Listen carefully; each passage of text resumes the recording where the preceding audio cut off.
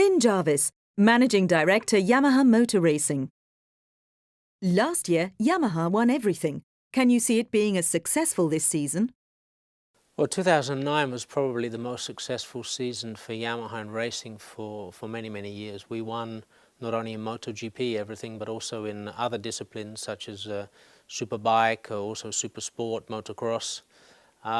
To be honest, it will be difficult to equal that this year because due to the economic conditions, we've had to cut back in some disciplines. But in MotoGP, I think we have a very good chance to do very similar, if not the same result as 2009. Yamaha, like other multinational manufacturing corporations, had a bad business year in 2009. How does Yamaha justify continuing to run a MotoGP team in the current climate? Yeah, as you said, anyway, 2009 was a very, very difficult year for many companies around the world, and Yamaha was not able to escape that situation. Business was tough, but obviously we have to go on. We have to look forward, and we have to plan to recover the business. And in this sense, MotoGP will be very useful because MotoGP for Yamaha is the one single global activity for brand image promotion. So I think to be successful in MotoGP will be very important flag-waving activity for recovering the business. Has the global recession made it harder to find sponsors, even for a successful team? I think there's no doubt that that's the case. I mean, there are many companies, as we've just said, that have had a difficult year. And that means it's difficult to find and to justify advertising budgets.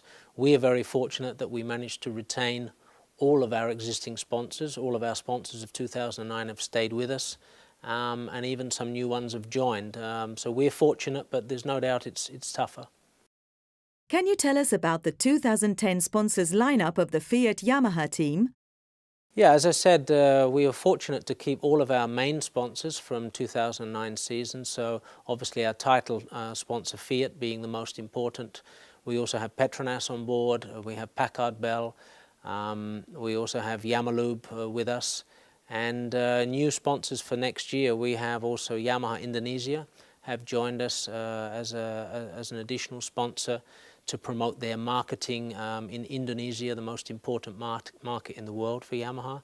And also Iveco have joined us, and all of our technical sponsors have stayed with us. So we have a very, very good, very strong sponsor pool.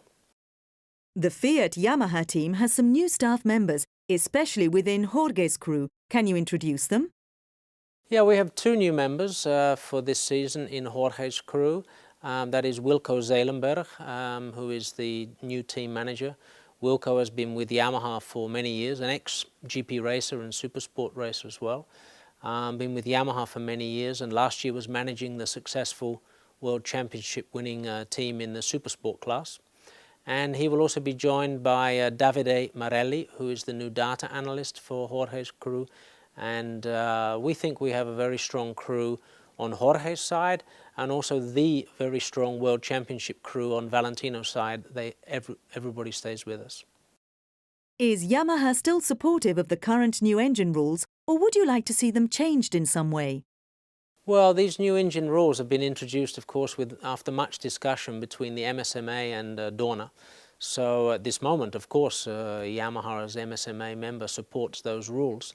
It will be interesting to see how this season goes, though, because with only 6 engines and you have to run the whole season, it will require tactics not only for the rider, not only for the team, but also especially for the engine management way, how to run the season with 6 engines.